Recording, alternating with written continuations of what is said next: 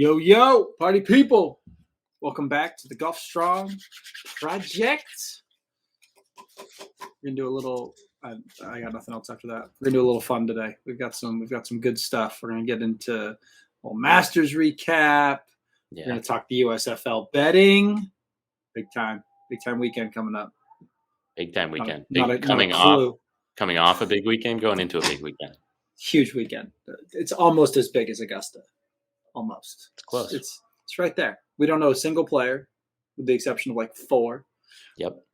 Make some bets, talk some rules. And then we're going to talk a little in-season training for golf and what that looks like for those of you who actually have seasons. Hell yeah. We're ramping up into ours right now. Ooh, Boston life. You guys are going into the hot season. I don't know if there's any way you prepare for that. Just sit in a sauna or something like that. Less clothes, cooling towels, very cold drinks. But I tell you what, ain't nobody playing in the middle of the day here. You can get tee times at like really nice golf courses for like $20. Hey, if you want to gut it out, go for it. It's fine by me. Yeah. Bring a little misting fan. Good to There go. you go. Good to go. So, anyways, there's that. As always, Dr. Tim Rivotto, Bostonian, joining us like he does every week. Yeah. Got a couple rounds in, been playing very good golf, which is excellent at this time of year. Really? Oh, yeah. Because of all that time off. All that time off, lower expectations. Just I've been doing the Harry Higgs field goal maneuver. So you pick 2 spots out there instead of like one target, and you just try to kick a field goal. I like that. It can include the pin. It can not include the pin. You just pick the field goal, kick a field goal. If you hit it in there, great. That's where we want it to be. I like that. And it's been turning out wonderfully. I could see that. I like it. Yeah. I like it. How's that working with your putting? Dude, kick in. Well, putting, we're definitely going for the 3-inch circle. It's a little narrower. Yeah, we're definitely going for the target. It's awesome. Hey, I had a lady I was just with. One of the drills I got her doing is when she's putting, she putts from 3 different distances, and her only goal is to get it within a foot. Yeah, right. So she's got we were talking about it, and I was like, all I want you to do is put it within a foot of that hole. Don't worry about the hole, just a foot within it. She's like, really? And I was like, yeah. And every time you do, you get a point. We do a couple rounds. Get to the 3rd round, just bang, bang, bang. Just because she wasn't thinking per se about the hole. She was just thinking, okay, I want to get it close. So her distance was much better. Yeah. I like that. I usually go foot and a half past the hole, or like first ball, make sure it goes past the hole, and then nothing can go short of the hole or past that ball. It's just gotta be in that zone. Right. As my godfather says, it can't go in if it's short. It's true. Can't go in if it's short. It could also go in the water if it goes long, but that, It can, but hopefully you're not just carrying a sledgehammer around with you out there on the greens. Hey, sometimes you got to bring it, bro. I used to play with one poor bastard who was a jackhammer operator when I was like a teenager at the country club I played at, and he would be like, he would hammer a putt, and we'd just look at him like, dude, what were you doing? He's like, I have no feeling in my hands. Like my hands are still shaking from the day's work. What? Crazy. That's wild. Crazy. That's wild. I like it. All right, so let's go Masters recap, because that's obviously the most recent thing that everyone's still kind of buzzing about before the RBC gets started tomorrow. Yeah. In beautiful Harbor Town. Beautiful. I know. Beautiful. Just any place that has a cool lighthouse, fine by me. On the course. Hey, especially on the course. Yeah, I'm about that life. But anyway, so I was there last Monday for the practice round. My first time being there. It is as beautiful as people say, and then some. The TV doesn't do it justice at all. So one of my big takeaways was just, it's so green. It's so lush. It looks fake. Everything looks fake. Wow. So all those things are true. Now, everything is fake. Exactly. It's the green dye. Blue dye in the water. Blue dye in the water. My favorite is the fake bird sounds on the broadcast. Yeah, that's fantastic. So things like that, which a lot of people that I spoke to last week didn't know that. CBS even admitted it. Yeah, I was like, yeah, 3/4 of this stuff is not real because it's just not. But TPC does the same thing, and Oh, they all do it. They're all trying to make it look pretty. The bird sounds to me was the funniest thing. Yeah. My favorite is the refilling divots every day because they like literally take a perfectly almost like they're punching a hole on the green. They take like a circular portion and just fill it perfectly. It's just like, that's fantastic. No divots here. No divots. No, not even kind of divots. No.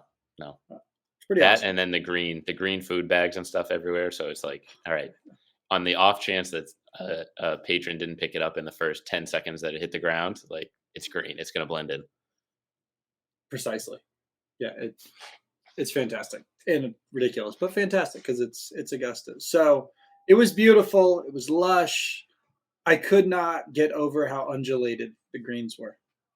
Never mind the course, but like to see the greens up close. I was watching it was Koepka's caddy and another guy, and they were just dropping balls and like locations an inch or two away, and you're just seeing the ball go like a full 3 feet in a different direction based on that 1 or 2 inches they moved it. Like they were just, I don't know how they read those greens. Yeah. It was insane to see all that, and it is a hilly course. We walked 18 twice essentially.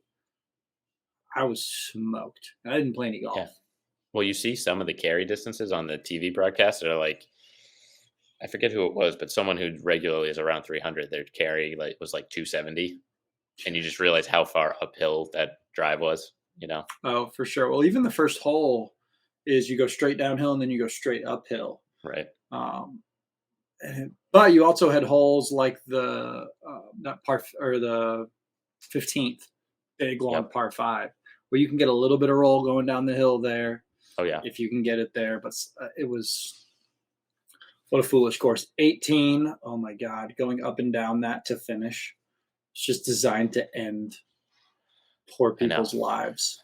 I know. You're just way back, sitting way back in that tee box. You have a gigantic bunker straight in front of you. A narrow shoot, and the hole's turning to the right. It's like, ooh.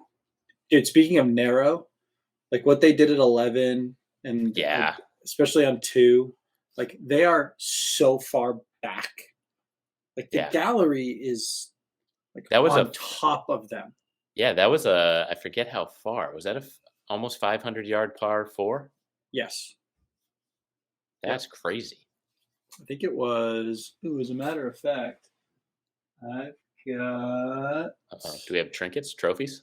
Oh, dude, I got all sorts of jazz, but I don't know where... Aha! No, it's here. There you go. Program. Masters. Spectator guide. But it gives you the... Here it is. All right, so that was... I want to say it was 520 yards. I was going to say 527. Yeah, 520. That is so you hit a 300-yard drive just up 220 into the green. And again, mind you, the 13th is a par 5, 510. Yeah, right. So it's shorter, and you get a stroke. And that shot into 11 has that water basically all in front of the green. There's a little sliver on the right side that you could potentially land short of that green. Brutal. Just brutal. Crazy. Yeah, that course is no doubt difficult, which was, never mind the fact that it was cold and windy. Yeah. 3 days in a row. Sunday was gorgeous, but 3 days of rough weather, which more evidence to the fact that 8 people were under par? 9? Right. Like, yeah, how many only people a handful. Were under par? Only a handful. So that definitely plays a big role. But those were some big takeaways that I had anyways from the course. I thought it was beautiful. Augusta, the city. Dude, I've heard. So I haven't been, but my dad's gone a couple times, and he said it's so weird to be like just on a main road with like strip malls and stuff, and then it's just like you turn down Magnolia Lane. Yeah, what? I mean, where are we? It's a gross area. It's not nice at all. It's not. It is not. It's certainly not TPC. It's not Ponte Vedra in Jacksonville. Like it's just not. Huh. It's not nice at all. I'm going to leave it at it's not nice at all, because like we got there and I was like, what is this? Where are we? Like it was nasty, man. It was and then all of a sudden you go to this bubble that is Augusta. Yeah. and everything is prim and perfect, and the azaleas and the building. It's like it was weird. I bet. It I bet. actually, I told somebody this. It kind of tainted my view of the whole thing because Hmm. Augusta was so beautiful, but I was like, if I was Yeah. here for a couple of days, like unless we had like amazing accommodations, this really isn't fun, with the Yeah. exception of being at the golf course. Right. My dad stayed in Atlanta because he was just like, I'll just drive out there every day. That's what we did. So we stayed like an hour Doesn't and a half matter. away Yeah. and He's just like, drove in. I'd rather just be out in a nicer part. 100%. And everyone that we spoke to was like, yeah, we stayed like 45 minutes out. We were an hour out. Or Yeah. so everybody was saying that they weren't staying there unless you've got, you're spending buku bucks or you've got some corporate sponsor that's putting you up. Because there's like one really nice area of town, which is kind of funny because it's like a block in one direction is like you're in some trouble, and the other block is like gajillion-dollar mansions. Hey. It was something, but it didn't. I guess it tainted it a little bit because I look at the players Yeah. where Ponte Vedra's awesome, Jacksonville Beach, St. Augustine. Like you got the ocean, you've got shopping, you've got great restaurants. There's so much that you can do when you're not at the tournament. Yeah. And then there's a ton you can do at the tournament. Augusta, you're just going to the golf course. Yeah. That's a majority of tournaments though. Like, Yeah. I mean, TPC Boston's not that far. Like you can easily, it's 45-minute drive into the city or so, but that's in the middle of nowhere. South Shore, Boston, just like whatever. There's nothing really around it. It's not a terrible area, but it's just in the middle of nowhere. Yeah. I could So see that. I've Well, heard Pinehurst, yeah, middle of nowhere. middle of nowhere. Yep. Now, then you got like the waste management. Right. That's Right. just Right. fun, generally speaking. But that's in a popular area. It is. It is. They're all over the place. Whistling But Straits, Kohler. I'm not sure how much there is to do in Kohler. not other than take a bath in a beautiful tub. I mean, not much. Hot, cold, multiple shower heads. It took me a while to connect that was the Kohler family. Yeah, Yeah, I know it they just have a wasn't clicking. course Black Wolf run out there that they have like bathtubs out on the course just like as decoration. I don't know what, but Like the it tee looks cool. box. Yeah, like off one of the tee boxes in between two fairways. Huh. Who'd have thunk it? Cool little activity. Anyways, what were your thoughts on the play? What did you like? What did you not like? What were your takeaways? Well, I was excited for after the start where I think Smith went birdie to open and gained 2 back really quick. Maybe he gained 3 back because I think Scheffler bogeyed 1 too. But Yes, right, because he went from like 4 back to 1 back really quick, and I was like, "Ooh, this is going to be a fun day." got a tournament now. And then it never really happened because Scheffler kind of turned it back on and went back to 12. Like, Well, he hit that eagle. yep, That, like we said off air, had he missed that right or left, that ball was going because that thing it was gone. motoring. Yeah, it was gone. But But it didn't. it went in the hole. So Yeah, going in the water on 12 hurt yes, for Cam. I mean, that was a killer, and he just couldn't regain it from there. no, 5 strokes on the back 9 is too much to make up. Once you lose, 2 there, you've already lost a couple in the holes around there. I mean, that's too much. And Scotty was locked in, man. Yeah, and his caddy needs a ton of credit yeah, Ted because Scott. he played smart shots to good locations, stayed away from the shit, and he made a lot of good pars. I mean, he hit some clutch pars with the exception of 18. Yeah, well, he wasn't really great off the tee all weekend, really. He was in some terrible spots off the tee, but he just recovered. Like, but nothing was as good as Cam hitting it through the chute out of the woods. yes. Oh, Yes. that was legendary. After watching that, they did the slow mo of his swing on that. I'm just like, I know. Just Pornography. pure. Essentially, just golf porn, without question. Although, like I had also told you off air, I was super disappointed on Sunday because so much of the coverage was on Tiger the whole day. Yeah. And I just didn't get to see some of the, I don't think I saw a shot from Shane Lowry. I saw a couple recaps where they were like, "Hey, this just happened on the 10th hole a couple minutes ago. He R- made a chip or he made a putt." It was like, Right, but he was like 4 under. Like he was yeah, close enough to be in striking distance of at least second. yeah, And I didn't see anything of him. Morikawa, Thomas. I mean, McIlroy's day I didn't see until Tiger finished for the most part. yeah. And they really only mentioned that I think he made a good putt on, I don't know, somewhere near the end, like 14, 15, something like that. And they mentioned, oh, he's gone low today so far. And then they never mentioned him until Faldo spoiled it. Did you see that?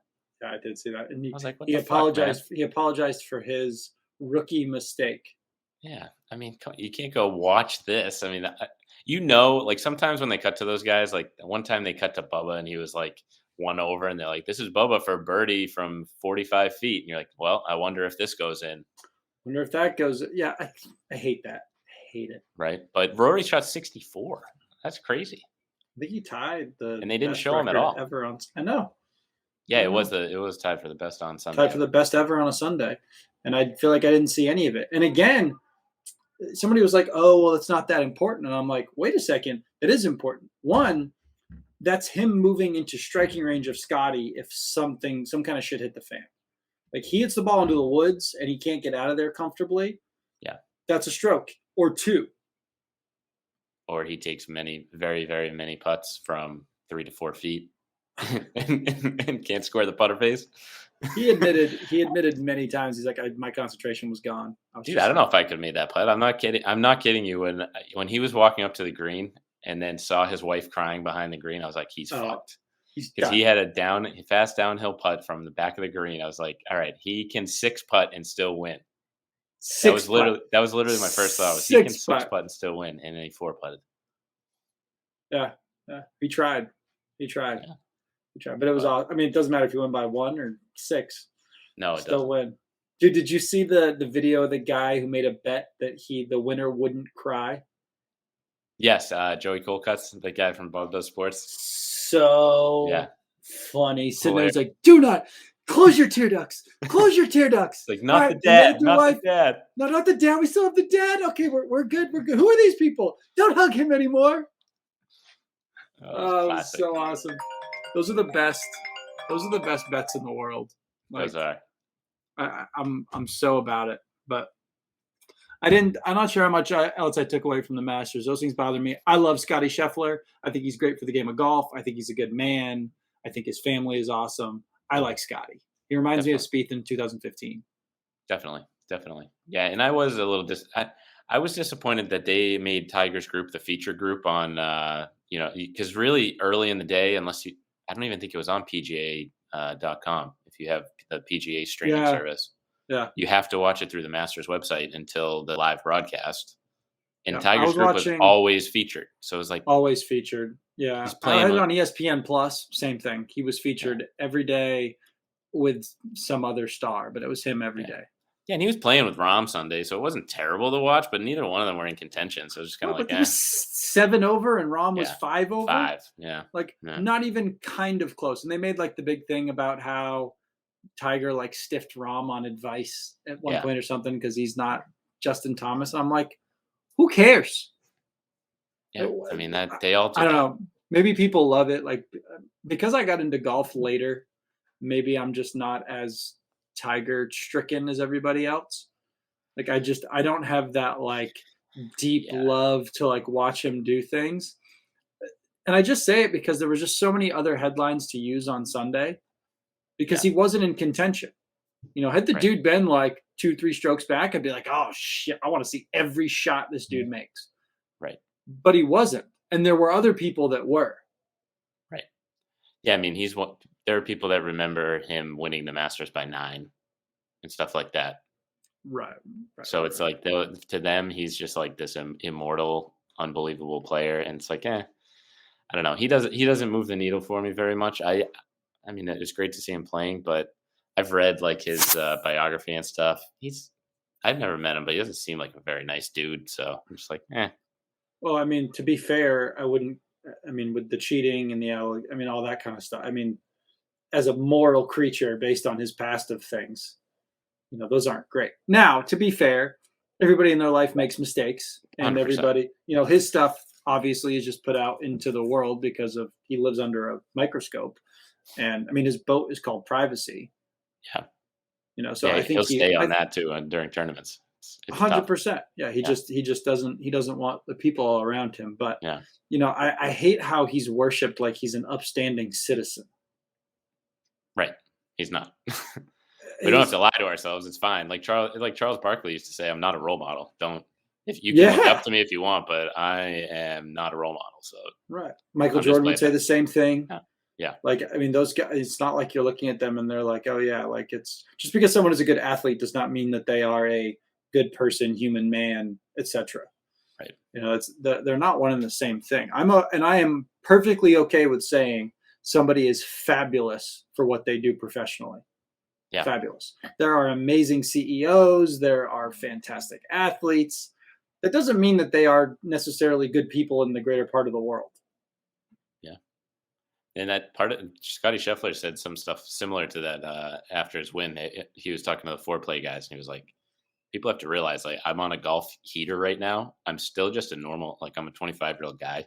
Like, I'm still gonna go Yeah. to Chipotle tomorrow for lunch, probably. Yeah. Like, Yeah. Yeah. So That's one of the reasons that I like him. I like Spieth.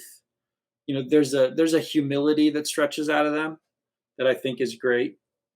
That yeah, they can turn off during a tournament where they can be just complete jerks, and then off the course they're like, "Yeah, what's up, guys? What's going on?" yeah, It's okay to have both sides of that coin. Um, but I don't know. I feel like it's just maybe that's just me. I think I'm just tired of people just bowing to the Tiger God. yeah. Well, they all want him to win so that he can either tie or surpass Jack, and then they can say he's the greatest. But right now, there's the argument that Jack's the greatest. So I think you have a portion of people who are like, I Right. need Tiger to win so that I can just Can have a dub solid, him. yeah, have a solid argument that he's the Yeah. greatest. That's it. Well, and dude, that's the funniest thing to me. So this whole weekend they were talking about him recovering from this injury, right? They're Mhm. like, we've never seen this before. How it's amazing. I only heard one or two people mention Ben Hogan, Yeah, who was hit head on with a Greyhound bus. yeah, Like story tells it that he like moved over to like protect his wife, who was like scratch free, and he had like two fractures in his pelvis, clavicle, yeah, and it took him like 4 hours to get to a hospital. yeah. And it's in what? When was he playing? Like the 30s, 1948. I think it 40s? was Yeah, 1948 was when that happened, and then he went on to win everything again. yeah, Like he had like a retina issue where his like left eye couldn't see, which affected his putting. Like just craziness. And the guy was still lethal. crazy.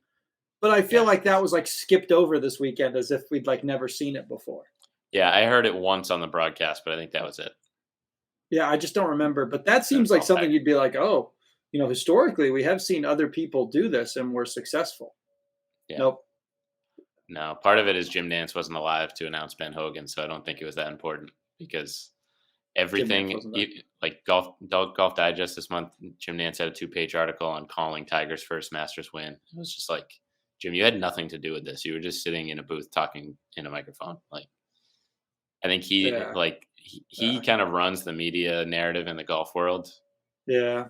or at least the Like, Golf Channel guys do, and they love him. And it's just like, yeah, all right, it's true. I just kind of over it. Shoot, Portnoy had the hot take. He was like, I want to see Tiger suck this weekend. right?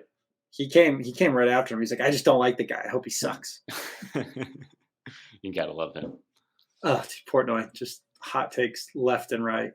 Left and Best. right. Yeah, but it's good. It's good for golf to have, because eventually Tiger's not going to be there. Yeah. So you're going to have, and unfortunately, that kind of falls on the media in some way or another, where you're pumping up whatever your next up and coming is. Yeah, a lot of these guys have crazy stories too. Like you don't have Wild to just stories. focus on Tiger. Like Morgan Hoffman has muscular dystrophy and is living in South America somewhere, in like a house, growing his own food and just doing his own thing, trying to figure out his muscular dystrophy, like, and trying to get his tour card back because he had an exemption. I think he has 1 year left to get to like Correct. Yeah. place get in back. some. Like there are guys like that, and you never hear those stories unless you like. I get 2 golf magazines that I can Yeah. read stuff like that. Yeah, it's a good story. Yeah, it's great. It's just a good story. Nothing wrong with that. Yeah. So yeah, I would like to see more of that. I mean, because I think golf is full of stuff like that. Like I love reading. We were just talking about Ben Hogan, but like Byron Nelson and Ken Venturi, like those guys' stories are super cool. Yeah. But part of that is because we're not overlooking their stories. Like we're reading about them, we're seeing them, we're getting to know them on a more deep level. Like it's like I'd like to see that from more of the tour players versus like what we get now, where it's Tiger. That hopefully the Netflix series helps a little bit. That's supposed to be good. They I'd got a good like to lineup of think guys. so. Yeah, Yeah, they got a good. I'd like to think so. Higgs is going to be the best, I love bar Barry none. Higgs. I love Barry Higgs. Dude, he was so fun to follow. So I saw him, DJ, and Varner were together for the first practice round. That's a group. Phenomenal group. Like they're just talking shit back and forth. Varner was funny, man. He was funny.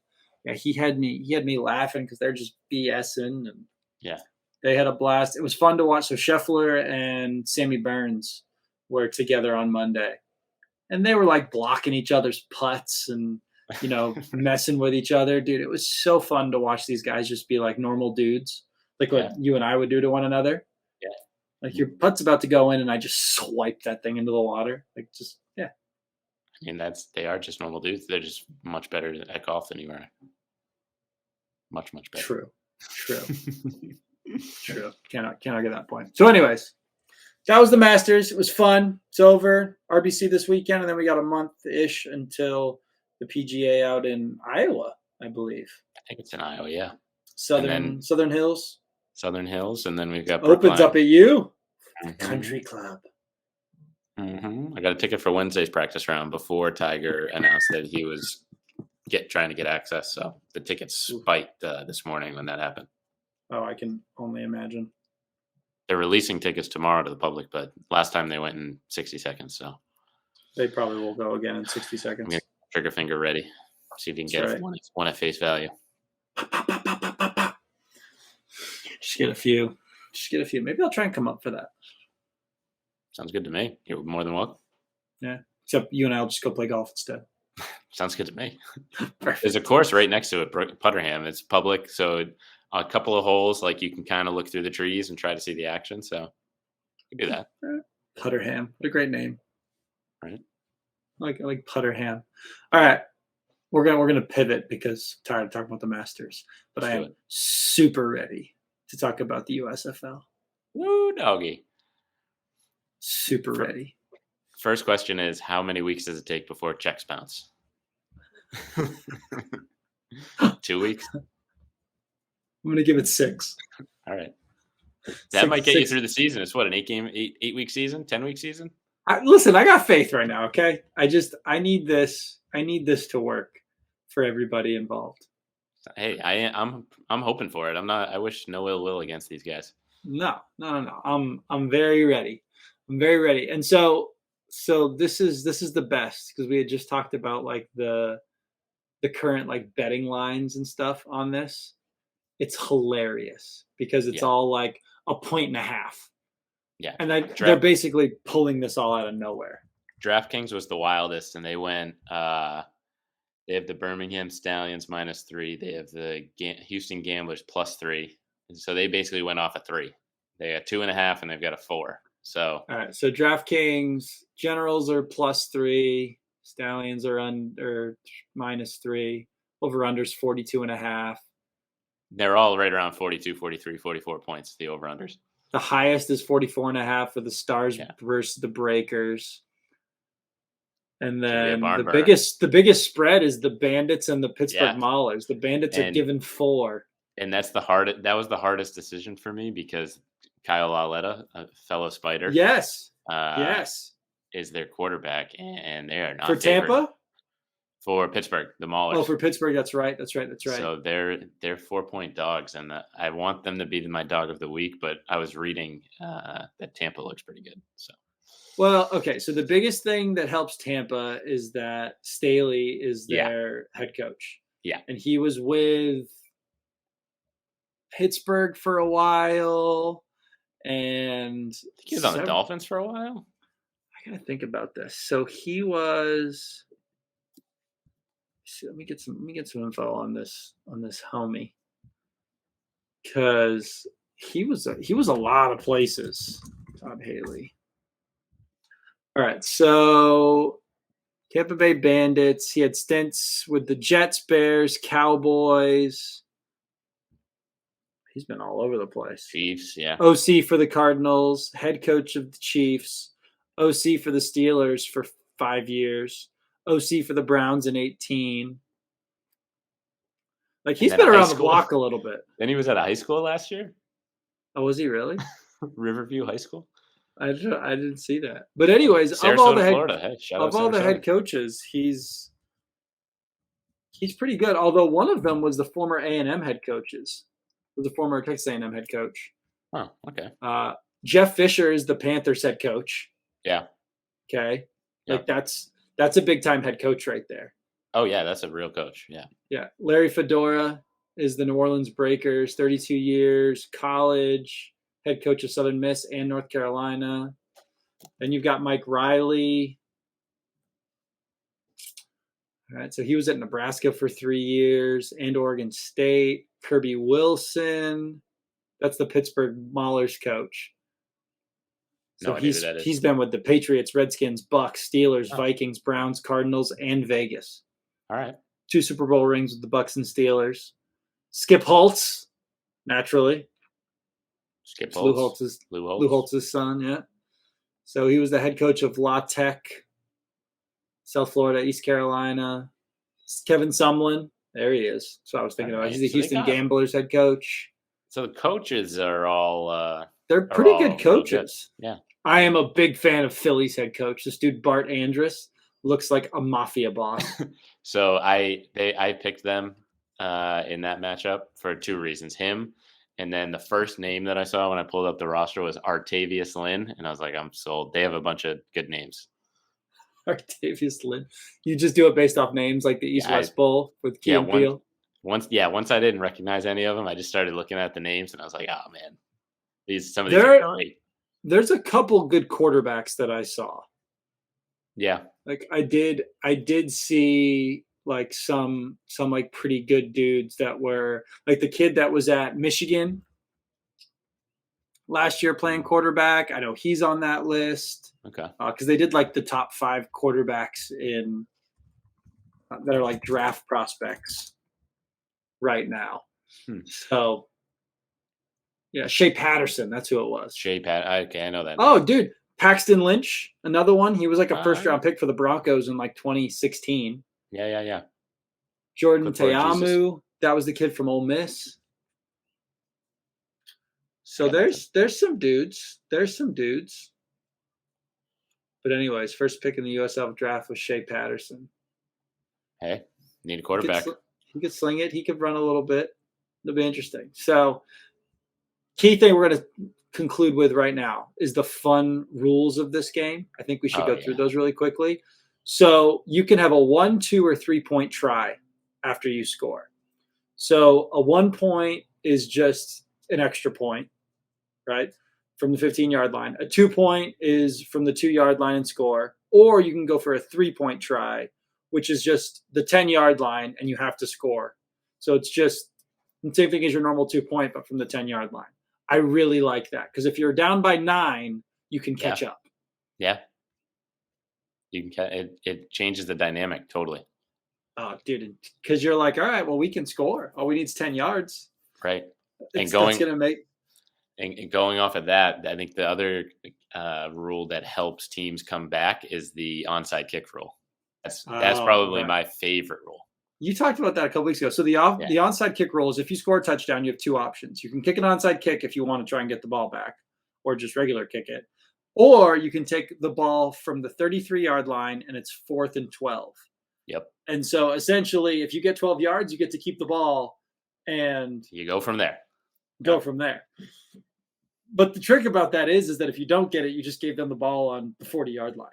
Yeah. I love that. I don't know why. I love that. Like, imagine you just have a high-powered offense. You've got Shea Patterson slinging it, and you just keep, like, you're down 21 and with like, I don't know, 6 minutes left and you just score, get the ball back, score, get the ball back. Touchdown. I can't wait. It'd be chaos. I don't want to watch that every week, but that's I'll watch it here and there. I'm so about it though. About it. So I think I also like how they're doing overtime. So it's like a shootout style overtime. Yeah. So it's the best of 3 scoring. So if you score, everybody gets the ball on the 2-yard line, right? And if you score, you get a point, and you have 3 chances to score. And so it's basically, if you score, if each of you are tied up after 3 attempts, it goes into sudden death. I am so about, first of all, the NFL should adopt that in my mind. 100%. Like I want the NFL to go just like college does, and or instead of being at the 2-yard line or being at like the 35, like college football does it, start on your own 35-yard line. Yeah. And then go from there, or 45-yard line and go from there. Just trade blows. Right. I don't know. They just changed the rule where now you can go in the playoffs in overtime. Both teams get a chance no matter what. But in the regular season, it's no different. You don't necessarily. Which makes no sense to me. If you're going to change it, just change it for both things. 100%. Yeah. But anyway, so that's that. Now, let's talk bets. Let's do it. Game 1, Generals, Stallions, Birmingham, New Jersey.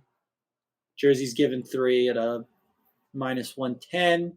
Over-unders 42.5. What's your bet in this game? I'm taking the favorite here. I'm going Stallions. I don't know why.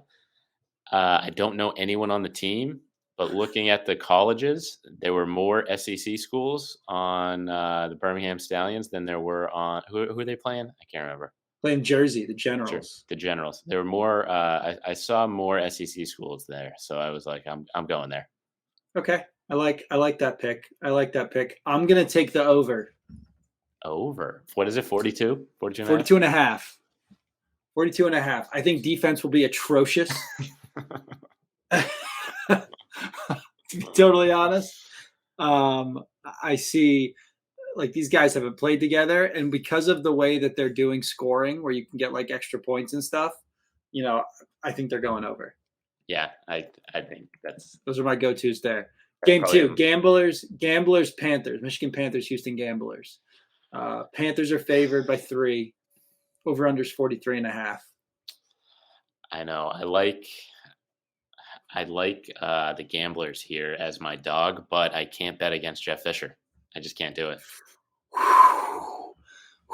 So I think I have to go Michigan Panthers.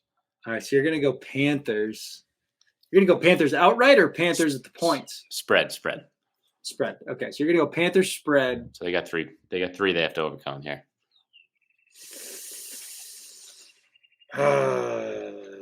Houston's head coach is Sumlin, right? It is Sumlin. I know. That's why I like it as the dog. I actually had that written down as my pick, but I was going to take the money line. I was going to take Fisher just to figure it out in the end. You do you. Take your money line. What is it? All right, -165. All right. So that's an easy pick. It's an easy pick, but I like them there. All right, Philly Stars, New Orleans Breakers, 2.5. 2.5. 2.5 is our spread here, which seems odd to me. But like I said before, I'm going Philly until that Italian mobster loses. Yep. And I'm taking the 2.5 too. What's our over on 44.5? 44.5. Oh, -110. Oh man. No one wants to cheer for a low scoring game. I'll take over, and I like Philly as well. Artavius Lynn. I like the mobster coach. It's Bart Andrus, dude. His name is phenomenal. Bart Andrus.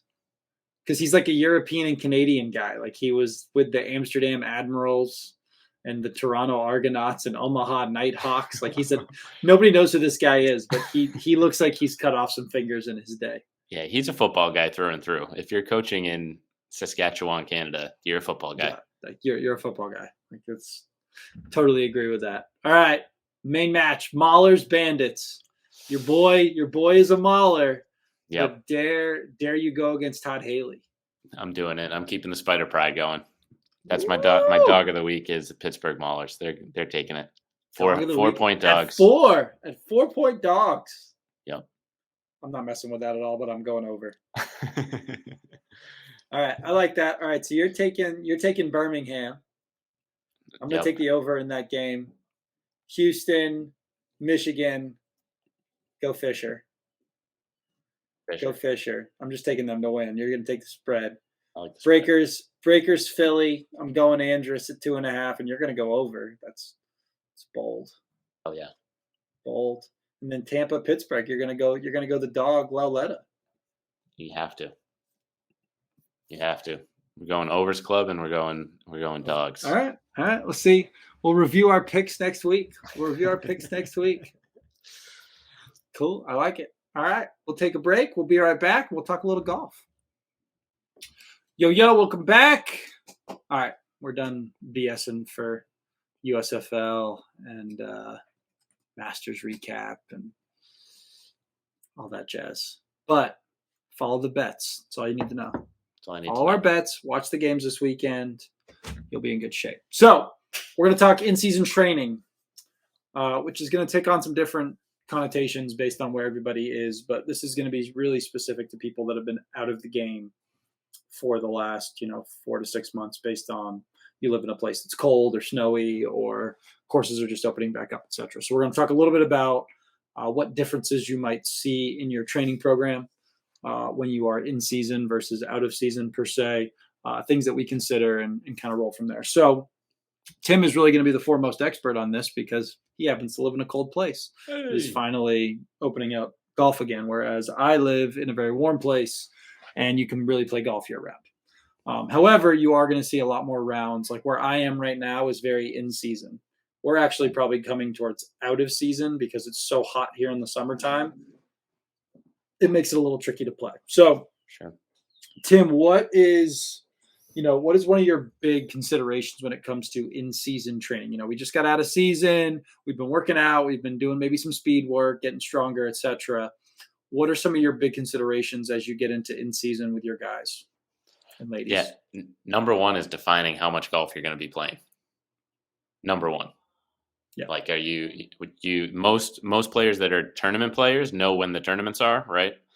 So you have to define your tournament schedule if that's what you're doing. If not, you've got to define: are you playing in that Tuesday night men's league and then playing Saturday and Sunday? Are you doing more than that, less than that? What's that going to look like? Because then we can fill in the training around that to optimize, make sure you're not sore for tournament rounds, make sure you're feeling fresh for those. Even if you're not playing tournaments, make sure you're feeling fresh for the weekend so you're not just slogging along and playing shitty golf on your 2 days a week that you get to play golf. Right. I think defining what those days are, to your point. Like I'm just playing like a casual 18 versus I'm playing in a tournament this weekend. Exactly. Yeah. Because our warm up's going to be different for tournament versus just a casual round potentially, or everything. Nutritional considerations, recovery considerations. Yep. Yeah. So that's number one. You got to define your schedule, and it's probably the same for your clients. No, like define their playing schedule and what they're doing. No different. Which, to be fair, off season, in season here, it's no different because you can play year round. Mm-hmm. But we may just have different goals based on the fact that they're not going to be playing as much golf. Right. But I also have to know how competitive their golf is. Like a lot of same thing up there, but I have so many people that are really concerned with getting their score down. Sure. And so when they play, they're playing and they're keeping score. Now I have other golfers who, it's funny. I got this one guy. He's a 5 handicap, good golfer. Cares not 1 ounce about keeping score, about, like getting better at golf. Like he's just a good golfer. And he's like, yeah, I do it for fun. Like I kind of go out there and play. Like we have to keep score because it's required obviously at the club, but like if I save some strokes, I save some strokes. So Yeah. I treat him differently than I treat someone who's like, hey, I'm an 18 handicap. I'd really like to get down to like 12 or 13. Every Sure. time I play, I am really focusing on, fairways, greens and regulation. Like that stuff matters to me. And so that changes our approach immediately in what we're going to give you.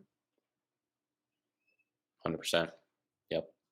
Yep. Are you the range dog who's just like out on the driving range every day, no matter what, whether you're playing or not? Like that's gonna totally change what we give you probably.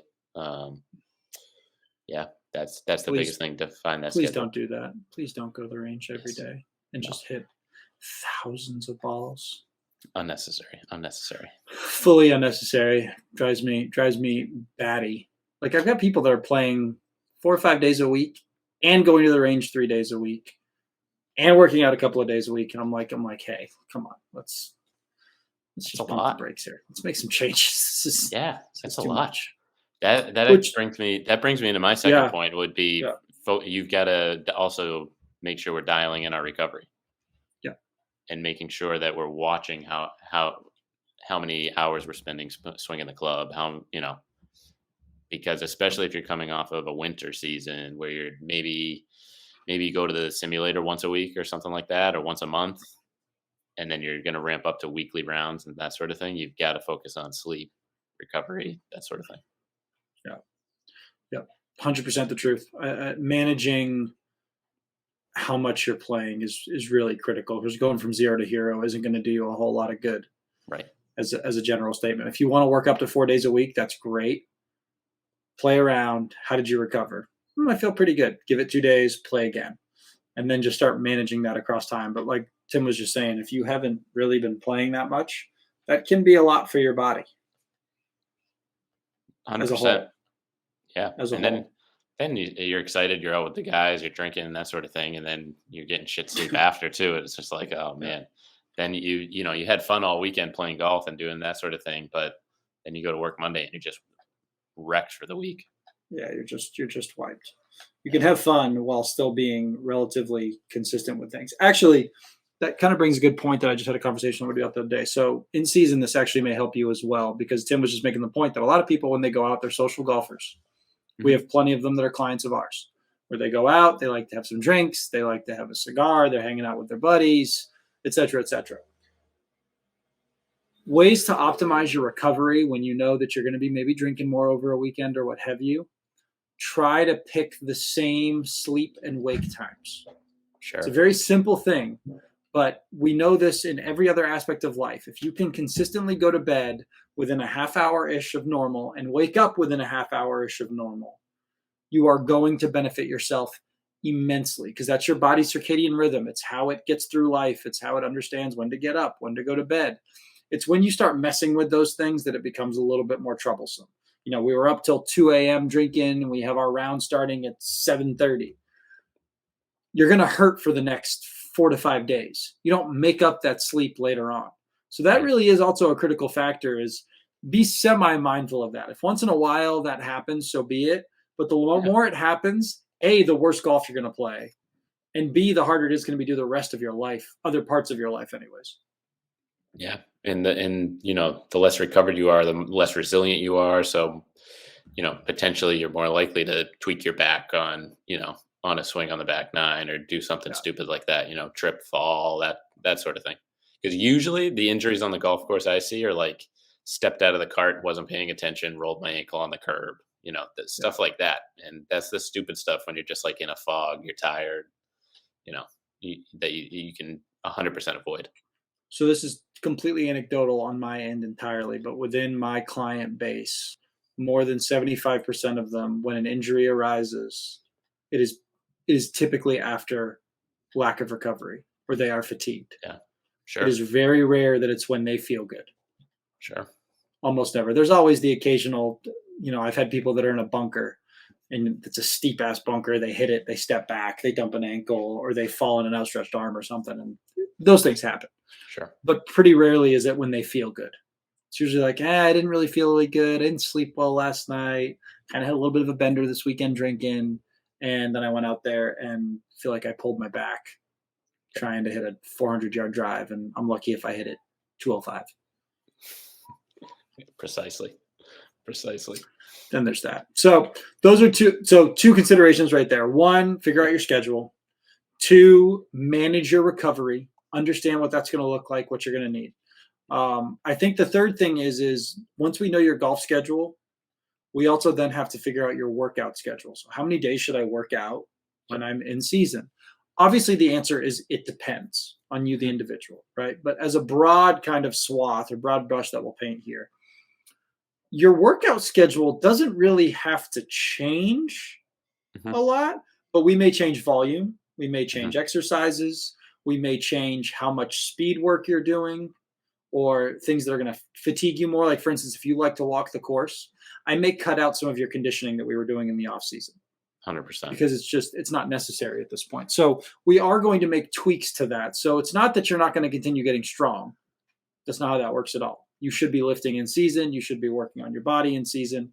But we may adjust how much of certain things you're doing, cut some cardio out, maybe add a little bit more mobility and recovery work in while still getting strong. We might not have as many sets of squats in there.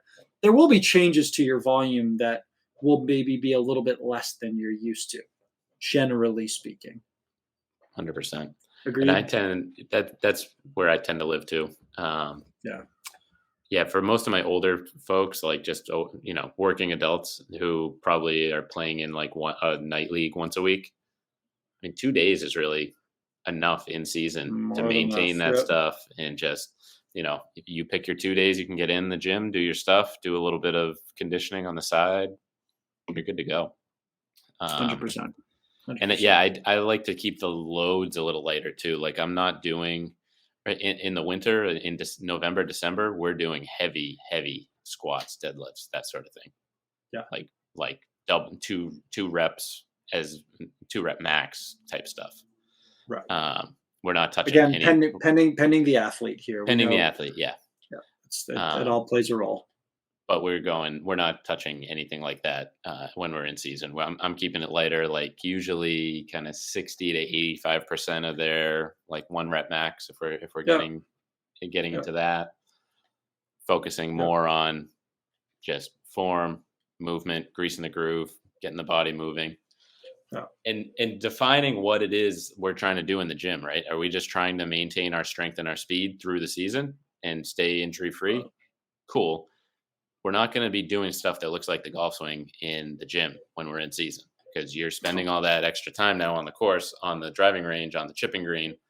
That's your time to practice things that look like the golf swing. 100%. You mean the golf swing? The golf swing is the way to practice the golf swing. Yoda knows best. It's deep. It's super deep. That should be like our tagline. It's deep. Golfing is the best way to improve the golf swing. Oh, I was thinking golf. It's deep. I thought that's what you meant. I like that better though. That'd be golf. A great T-shirt with like a bottomless hole and the balls rolling into it. Golf. It's deep. Sounds like a Mental Coach Morgan thing. Shout out Mental Coach Morgan, wherever you are. Appreciate you. Living large. Yeah, for sure. Super large. But those are all considerations. And it depends, again, athlete dependent. If you're a high school athlete versus a 60-year-old amateur golfer versus that, 40-year-old guy that I have that just wants to go out and have fun. We're going to make different recommendations based on who you are. Like I have a golfer now who he mostly just likes to play for fun, but he does play 3 days a week. But you know what his main goal is? I want to look good naked. Okay, that changes how we look at the gym. Yep. Right? It changes, I might be giving him more hypertrophy-based stuff, whereas my 18-year-old athlete who's competing right now, I don't really need him to be super sore going into a tournament. Right. So I'm going to give him maybe different things that he can recover from a little bit differently than that guy. And so you do have to be specific with some of those things, which is why coaches are so important. I know we beat that point to death on here, but it's the truth. A good coach can plan that out for you based on what in season looks like to you. Maybe we cut back on some speed work. Maybe we add in a little bit more mobility work. It all depends. 100%. Gray area. Nobody likes gray. It's just gray. There's no black or white. So gray. So gray. The only thing Go ahead. Shoot. So I got super speed sticks last year, the year before, and they were running a promo like do this before your round every round. So I tried it a couple times. It fucked me up. I ended up just like swinging like an idiot. I was like, I'm not doing this anymore. And then I commented on something they posted saying that like it actually didn't really like it made me swing like an asshole. And they were like, oh, well, you're probably doing it wrong, this, that, and the other thing. It's like, no, that's just not for everyone. Some people can probably get on the tee, swing it as hard as they can a couple times, and go play their round. Didn't work. Fun fact. You want to see okay, so I actually had this conversation last week in a seminar we talked about. When it comes to speed, we're going to go off into speed real quick. If you want your speed to go up right before you swing a golf club, have a medicine ball with you, or if you can jump, either slam a medicine ball into the ground as hard as you physically can, or vertically jump as high as you can a couple of times. Grab your club head and swing it. I just about guarantee your club head speed will be faster. Without having to swing the club super fast. So without having to change the motor pattern of how you swing a golf club, you can swing the golf club faster in a short capacity. That's all that super speed sticks do. It's just basically just upping your body's ability to handle a higher level of force. I give you something a little bit lighter and you swing it faster, right? Grab a medicine ball, do a vertical jump, and then hit the ball, and all of a sudden, ooh, it's faster without having to swing 1,000 miles an hour with a club head or with some speed stick. Right. That seems so logical to me. Like Kevin Durant does not take a 15-pound basketball and like no, like that's not how it works. No, not at all. Although they do have weighted basketballs, but they didn't catch on because they don't work and they break backwards. But also, I mean, tennis. Like we're not having weighted tennis balls. No, baseballs. Like we're not seeing a lot of weighted baseball training. No, just in pitchers, and it actually all the newer research is showing it doesn't help at all. No, it's just putting more wear and tear on their shoulder. Yep, that was really unnecessary in the first place. There's only your body is super adaptable, and it will adapt to whatever things you're placing on it. But if you're doing things outside the confines of whatever your sport demands, you're not really helping yourself at all. No, exactly. And you're just wasting time. And everyone's short on time, right? Everyone's too busy in their lives these days. Might as well cut out that stuff that doesn't move the needle. Which actually, from an in-season training perspective, Tim made a good point about like, hey, a couple of days a week is typically fine. That also doesn't mean that it's a couple of days a week that's like an hour and a half long. Sure. It might be 30 minutes. Get in, get out. Get your workout in, and you get out. Get your workout in, you get out. One of the things I like doing with people is giving them a third optional or a fourth optional day. So if they've got a low week of training or a low week of golf, hey, I'm only playing Monday and Wednesday this week. I'm like, okay, we're going to work out Tuesday, Thursday, and your optional is Saturday. Get your optional in this week because you've got the extra time. And I might just hit a couple of the things that they didn't get that week, be it like a press movement, or maybe we'll do some sled work, or, something that I want to get that's just a little bit more rounded for them. That's always a good option. So for anyone listening to this, then you've got like different playing times, sometimes across a month. Maybe you've got a tournament at the end of the month, but otherwise you play like once or twice a week. You can add in an extra day that you might not hit every week, but maybe you hit 2 out of 4 weeks a month. Yeah, I like that too. Yeah, I've always found that to be beneficial for clients because it flexes with them a little bit. So they don't feel bad if they miss it, but if they get it, it's a bonus. Yeah. Yeah, I dig. Tim digs it. That's really all that matters. Does baby Bob dig it? He does dig. Poor baby Bob. He's got a cough. He's at the doctor's today trying to figure out what it is. Oh, buddy. Poor bastard. Can't do anything about it either. Just like you have no idea what a cough is. Can't explain it to anybody. No, he's not. It doesn't have a fever. He's like eating fine. He's sleeping fine. I had him laying down. I was slapping his ribs, his rib cage a little bit, see if I can get anything moving. Didn't really work. Take that advice, parents. If your kid's coughing, just flat right into the rib cage. Yeah, just whack him. Rib cage. Oh, we were riding our bicycles yesterday, and this lady was swinging her couldn't have been more than year-old daughter around by the arms, fast, circumferentially, like just fast. And I like drove by, and I'm like, "Oh, Christy, Christy. Oh, I can't watch this. I can't watch this. Yeah, my So elbows for hurt. anyone listening to this, you're really not supposed to swing anyone that young Yeah, by or the pull, arms or just or pull up. on their arm. Yeah, Don't just don't. Like they have very plastic, very loose joints. Yeah. Super loose. And although they may not be getting injured in that moment, A, they could, and B, it is changing how their joints work a little bit, or how their joints are, but how their muscles are working, how their tissues are settling. It's really not an ideal thing. So as fun as it is to swing them around and play ring around the rosy, or you're spinning on the top or something, just save it for a little bit later in their life, please. yeah. Save those elbows. Dude, never mind the elbow, their shoulder, their wrist. Yeah, everything. Yeah, Like the whole thing. Like it's good. not. I haven't deep dived into the research on that stuff, but all the research I've read is like, please stop swinging your kids around. Yeah. No good. No good. There's a good topic to end on right there. Don't swing your children around. Safety 101. Or if you do, don't be surprised when their elbow dislocates. Oh my God. Stop. It happened to me when I was a kid, dude. I reached back to grab a slipper, and I just turned, and the worst part was at the ER, they just did an X-ray to make sure it was just dislocated, it wasn't broken or anything, and they were like, "All right, here we go, forearm, bicep," and it just oh my God, it went back in. Throw up. Yeah, I got a whole jar of lollipops though. That was pretty kick-ass.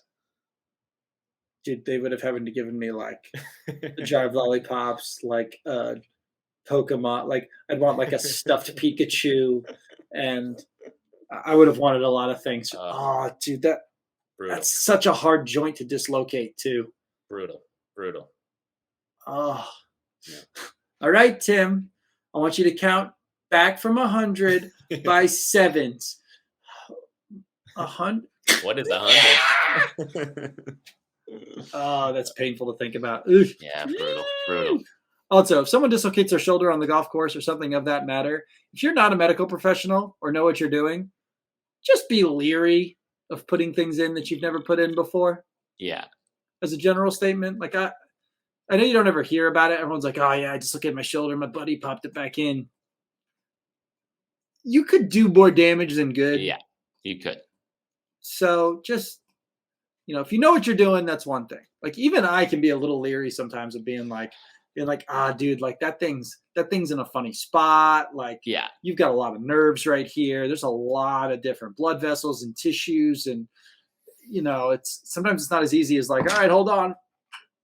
Yeah, dude, I had a guy at an eval the other day dislocate his knee to show me what happened. He was like, "It clunks." I was like, "It clunks? What do you mean?"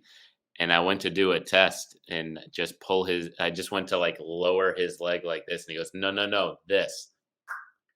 And dislocated it. I was like, yeah, hey. Which way did it slide? Did it slide in or out? In. Medial? I think he had an old motorcycle accident. So I think he tore his MCL back then and probably ACL. And his shin went in and it was bad. And then he screamed and he reduced it. Put it back in. I was like, all right, you sit there and breathe for like 5 minutes and I'm going to try to not throw up. There's not a damn thing I can do for you, sir. I was like, dude, go to the surgeon. I don't know. I can't help you here. I'll put you in a Donjoy brace. Like, I don't even know if that would help you. And worth a shot, I guess. I don't know. Oh, dude. Oh, God. Yeah, it was awful. It was awful. I told everyone I was working with, and they were all like, "I would have passed out if that happened in front of me." I was like, "Yeah, it was terrible." Thrown up. Yeah, I've never So. seen someone be able to just like go in and out. I've seen people's shoulders that are like always subluxed. Sure. That's not nearly as bad. I've had some people that could like take their fingers and do some like weird, like double jointed / like dislocate. Yeah, they could do some weird stuff like that. Yeah. I had a dude whose scaphoid would just like pop up, just like push it back down, pop up. Push it back down. Yeah, that was a funky one. I didn't like he could just like you just like jam his hand, then his scaphoid goes. and then you would just like distract it and push it down, and it would go back. I don't like that. The sound was. I don't like any of this. The sound was bad. Yeah. Yeah. Our listeners don't care anything about this either. Sorry, this is. No, we probably lost them. They're all puking their brains out in their home. Medical jargon. Anyways, as always, Jackson.golfstrong, Tim.golfstrong on the Instagrammies. If you guys need anything, shoot us an email. Tim@golfstrong.com, golfstrongusa.com. golfstrongusa.com. Jackson@golfstrongusa.com. Got a new merchandise site coming out pretty quick, so keep your eyes peeled for that. It's going to be merch like this dope hat and all sorts of other stuff coming up. I'm jealous. I've been looking through the screen, just trying to snatch it. Can't do it. Under Armour polos. Let's go. Love it. Gotta be swagged out. Otherwise, share, give the podcast to your friends if any of them will watch it. Yeah. Or something like that. I don't know. Yeah, if you want to. If you hate us, I don't know. It's fine. Just let it play in the background. Put it on mute. That's right. You just gotta hear the bets. Just get the bets. Give us your answers. That's all. Betting is all that matters. I'll throw the timestamps in for that, so you can just fast forward, watch that if you need it. Timestamp your bets. Yeah, take your picks and leave. Be calm with you. All right, people. Peace. Peace.